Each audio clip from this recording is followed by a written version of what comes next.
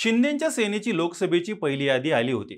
त्यात रामटेकमधून विद्यमान खासदार कृपाल तुमानेंचा पत्ता कट करून त्यांच्या जागी काँग्रेसमधून आलेल्या राजू पारवेंना उमेदवारी दिली। याच यादीत हिंगोलीतल्या विद्यमान खासदार हेमंत पाटलांना उमेदवारी जाहीर झाली। पण मधल्या वेळेत अशा काही घडामोडी घडल्या आणि हेमंत पाटलांची जाहीर केलेली उमेदवारी मागे घेण्यात आली। तो दुसरीकडे यवतमाळमधून सिटिंग खासदार भावना गवळींचा पत्ता कट करून हेमंत पाटलांच्या पत्नी राजश्री पाटील यांना उमेदवारी जाहीर झाली। करंट स्टेटसमध्ये 3 विद्यमान खासदारांचा पत्ता कट झाला। त्यानंतर चर्चा सुरू झाली की नाशिकमधून हेमंत गोडसे आणि हातकणंगलेमधून धैर्यशील माने या विद्यमान खासदारांचा पत्ता कट होणार असल्याचे।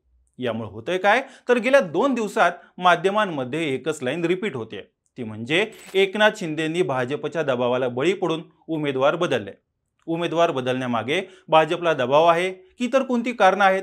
ज्यांनी शिंदेंच्या बंडाच्या वेळेस शिंदेंची साथ दिली अशा चेहऱ्यांना डावलून पर्यायी उमेदवार शोधण्याची वेळ शिंदेंवर का आली आहे याची चर्चा होणं जास्त महत्त्वाचं आहे। शिंदेंच्या या खासदारांची तिकीट जायला नेमक्या कोणत्या गोष्टी कारणीभूत ठरल्या जाणून घेऊयात या व्हिडिओमधून। नमस्कार, मी शुभम आणि लगाव बत्तीमध्ये तुमचं स्वागत आहे। हिंगोली, रामटेक, यवतमाळ, वाशिम या 3 जागांवरची विद्यमान खासदारांची तिकीट कापण्यात आल्यानंतर आता हातकणंगले आणि नाशिकमध्येही सेम कित्ता गिरवला जाणार अशी चिन्ह दिसत आहेत। या सगळ्यासाठी खासदारांच्या कार्यक्षमतेचा जितका विचार केला गेलाय अगदी तितकीच स्थानिक समीकरणही कारणीभूत आहेत। सर्वात पहिला येतो तो रामटेक लोकसभा मतदारसंघ। रामटेकचे शिवसेनेचे शिंदे गटातील विद्यमान खासदार कृपाल तुमाने यांचा सर्वात पहिल्या यादीत पत्ता कट करण्यात आला।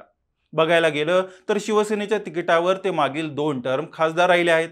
रामटेकमध्ये पक्षीय बलाबलाचा विचार केला तर सर्वच राजकीय पक्षांना इथं समान स्कोप आहे। मात्र भाजपची 2 आमदारांसह मतदारसंघावरची पकड मजबूत आहे।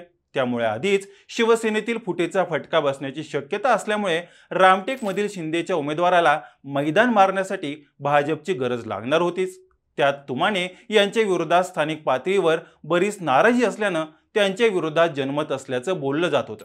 त्यातच मतदारसंघातील मर्यादित वावर, रखडलेली कामं यासोबतच अँटी इन्कम्बन्सीचा फटकाही तुमानेंच्या उमेदवारीमुळे शिंदेंना बसणार होता। पाहायला गेलं तर हा परंपरागत काँग्रेस राष्ट्रवादीचा गड असल्यानं आता ठाकरेंचाही बॅक सपोर्ट असल्याने आघाडी रामटेक पुन्हा मिळवण्यासाठी सर्वतोपरी प्रयत्न करणार। 2014च्या तुलनेत तुमानेंचं 2019 मध्ये मताधिक्य घटलं होतं।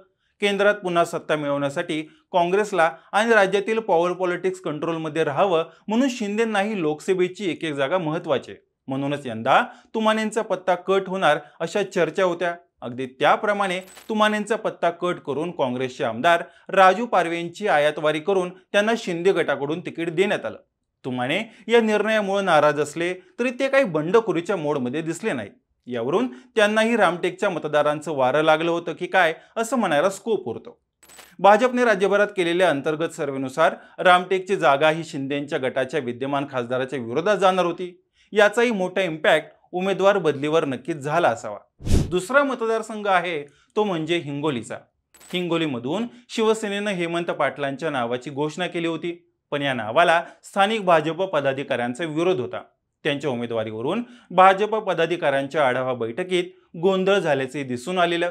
हेमंत पाटील हे गेल्या वेळी जरी युतीमधून निवडून आले असले तरी निवडणुकीनंतर त्यांचे भाजपमधील नेते आणि कार्यकर्त्यांसोबतचे मतभेद वाढत गेले होते। युतीमध्ये सोबत असताना कोणताही निर्णय घेताना भाजपच्या लोकांना विश्वासात घेत नसल्याचा आरोप त्यांच्यावर होता। इतकंच नाही तर राज्यात झालेल्या मराठा आरक्षण आंदोलनाच्या दरम्यान मनोज जरांगेंनी सातत्याने शिंदे सरकार आणि प्रामुख्याने उपमुख्यमंत्री देवेंद्र फडणवीसांवर टीका केली, तेव्हाच हेमंत पाटलांनी आपल्याच सरकारविरोधात भूमिका घेत मराठा आरक्षणाच्या मागणीवरून खासदारकीचा राजीनामा दिला। याची खंत भाजपच्या कार्यकर्त्यांमध्ये होती। पण स्थानिक भाजपचा विरोधच नाही तर याहीपेक्षा हेमंत पाटलांची उमेदवारी मागे घेण्यामागचं महत्त्वाचं कारण ठरलं ते म्हणजे मागील 5 वर्षात विकास कामे केली नसल्याने मतदारसंघामधून त्यांच्याबद्दल असणारा नाराजीचा सूर। शिवाय मतदारसंघात त्यांना कमी असलेला संपर्कही कारणीभूत ठरला। खासदार झाल्यानंतर हेमंत पाटील मतदारसंघात नसायचे, त्यात त्यांच्यावर आयात खासदार, उपरे खासदार असा शिक्का लागलेला। कारण हेमंत पाटील हिंगोली लोकसभेचे खासदार असूनही त्यांचं वास्तव्य हे नांदेड शहरात असतं। याच सगळ्यांमुळे महायुतीकडून करण्यात आलेल्या सर्वेक्षणामध्ये हिंगोलीची जागा धोक्यात असल्याचं लक्षात आल्यानंतर उद्या सीट पडली तर आम्हाला जबाबदार धरू नका असा इशारा आज भाजपचे जिल्ह्यातील नेते माजी खासदार शिवाजी माने यांनी दिलेला। या सगळ्या गोष्टी ध्यानात घेऊन शिंदे सेनेने तातडीने उमेदवार बदलून त्या ठिकाणी आता हिंगोली मतदारसंघात येणाऱ्या हदगावमधील बाबूराव कदम कोहळीकर यांना उमेदवारी जाहीर केली आहे। यातला तिसरा आणि सर्वात जास्त ड्रामा झालेला मतदारसंघ येतो तो म्हणजे यवतमाळ वाशिमचा।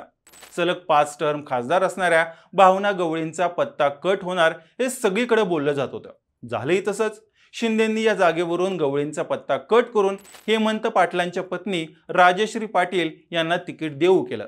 भावना गवळींना उमेदवारी न मिळण्याचं कारण पाहायचं झाल्यास भावना गवळींना उमेदवारी नाकारण्यामागे भाजपकडून करण्यात आलेल्या 8 सर्वेक्षणांचा आणि एकनाथ शिंदेंच्या निरीक्षकांपर्यंत केलेल्या एका सर्वेचा निगेटिव्ह रिपोर्ट कारणीभूत ठरलाय।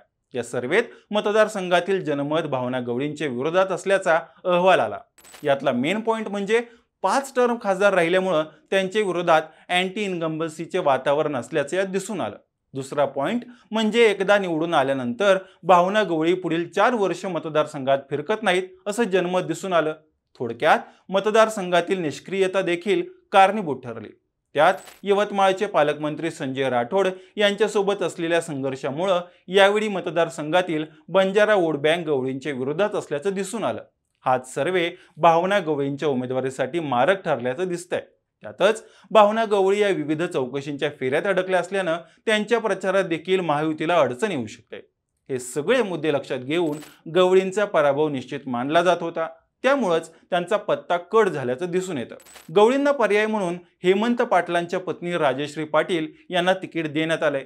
यातून शिंदेंनी 2 गोष्टी साध्य केल्या।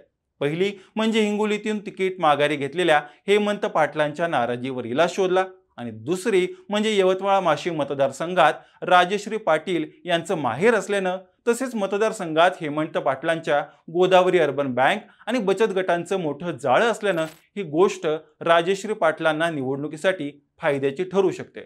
याचबरोबर नाशिकचे स्टँडिंग खासदार हेमंत गोडसेंचाही पत्ता कट होऊन ही जागा राष्ट्रवादी अजित पवार गटाला सुटून छगन भुजबळ उमेदवार असतील असा अंदाज आहे। त्यासोबत हातकणंगलेतून धैर्यशील मानेंना जाहीर केलेली उमेदवारी मागे घेऊन त्या जागी त्यांच्या मातोश्री निवेदिता माने यांना इथून उभं करण्यात यावं असाही सूर भाजपच्या गोटातून उमटतोय। त्यामुळे हिंगोली पाठोपाठ आता हातकणंगलेचे उमेदवार मागे घेण्याची वेळ शिंदेंवर येऊ शकते।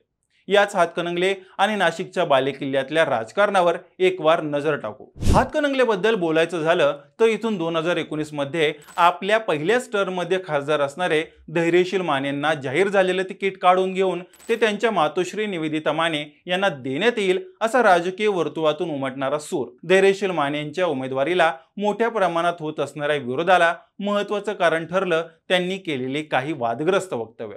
महायुतीचा भाग असतानाही भर स्टेजवर जिल्ह्याच्या राजकारणात सतेज पाटलांना दुखवून चालत नाही असं वक्तव्य केल्यानं त्यांच्या विरोधात महायुतीच्या घटक पक्षातील सर्वच स्थानिक नेत्यांची नाराजी होती।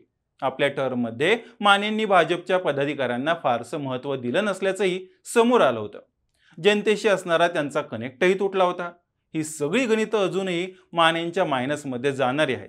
त्यात 2019 मध्ये वंचित फॅक्टर चालल्यामुळे राजू शेट्टींचा पराभव झाला होता, तर वोट शेअरिंग होऊन याचा फायदा शिवसेनेला म्हणजे धैर्यशील मानेंना झाला होता। मात्र यंदाचं घोडे मैदान थोडं अवघड आहे। राजू शेट्टी पूर्ण तयारीनिशी लोकसभेच्या मैदानात उतरलेत। हातकणंगले मतदारसंघ साखरपट्ट्यात येत असल्यानं ऊसाचा मुद्दा इथल्या प्रत्येक निवडणुकीत प्रभाव टाकत असतो। चक्काजाम आंदोलनाच्या माध्यमातून ऊस दर वाढीचा मुद्दा शेट्टींनी पुन्हा एकदा तापवला आणि त्यात त्यांनी यश देखील आलं। शेतकऱ्यांच्या विरोधात जाणाऱ्या अनेक निर्णयांमुळे या मतदारसंघातून शेट्टींना सॉफ्ट कॉर्नर मिळू शकतो। म्हणूनच संभाव्य धोका पाहता धैर्यशील माने 2024 ला तगडी फाईट देऊ शकतील का अशी शंका भाजपसोबतच शिंदेंनाही आहे। म्हणूनच धैर्यशील मानेंऐवजी त्यांच्या मातोश्री निवेदिता माने यांना निवडणुकीच्या रिंगणात उतरवलं जाऊ शकतं। यानंतर नाशिकच्या हेमंत गोडसेंची उमेदवारी टांगती ठेवण्यामागे असंच काहीसं कारण आहे। 2 याद्या येऊनही गोडसेंची उमेदवारी जाहीर न झाल्यानं ते चांगलेच पॅनिक झालेत। वर्षाबाहेर शक्ती प्रदर्शन करून, मीडियामधून स्टेटमेंट देऊन, तर मतदारसंघातील नेत्यांच्या गाठी भेटी घेऊन ते शिंदेंवर उमेदवारीसाठी दबाव टाकतात. मात्र छगन भुजबळ आणि त्यांची राष्ट्रवादी या जागेसाठी अडून बसल्यानं नाशिकचा तिढा चांगलाच गुंतागुंतीचा झालाय. महायुतीचा भाग म्हणून अजित पवार गटालाही मनाजोगत्या जागा मिळाव्यात यावर भाजपचा भर आहे. त्यात दिल्लीतील हायकमांडच्या चर्चेत नाशिकमधून छगन भुजबळांच्या उमेदवारीवर खल झाल्यानं ही जागा राष्ट्रवादी अजित पवार गटाला सुटण्याचे जास्त चान्सेस आहेत. याची कुणकुण लागल्यापासूनच नाशकातील शिंदे गट कमालीचा अस्वस्थ झालाय. गोडसे आपल्या कार्यकर्त्यांच्या जीवावर आपली ही जागा वाचवण्याचा पुरेपूर प्रयत्न करतायत, पण त्यांच्यासाठी तिकीट मिळणं कठीण आहे, हेही तितकंच खरं. अँटी इन्कम्बन्सीचा फटका टाळण्यासाठी नाशकातील ठाकरे गटाचं मोठं केडर गोडसेंच्या विरोधात गेल्यानं आणि सर्वात महत्त्वाचं म्हणजे लोकसभेला होणारा हा डॅमेज कंट्रोल रोखण्यासाठी महायुतीनं वरच्या पातळीवर संगनमताने नाशिकची जागा राष्ट्रवादीला सोडली असल्याची शक्यताही दाट आहे. एकूणच काय तर भाजपचं असणारं 400+ मिशन काही केल्या पूर्ण करण्यासाठी महायुतीचा घटक म्हणून शिंदेही काळजावर दगड ठेवून आपल्या शिलेदारांना बाजूला करत नवे शिलेदार शोधतायत, तर कुठे मित्र पक्षांसाठी जागा रिकामी करतायत. बाकी शिंदे गटातील विद्यमान खासदारांच्या तिकीट कापण्याच्या निर्णयाबद्दल तुम्हाला काय वाटतं? तुमची मतं प्रतिक्रिया आम्हाला कमेंट बॉक्समध्ये नक्की सांगा. आणि अशाच नवनवीन आणि माहितीपूर्ण व्हिडिओसाठी लगाव बत्ती या आमच्या चॅनलला लाईक करा, शेअर करा आणि सबस्क्राईब करायला विसरू नका.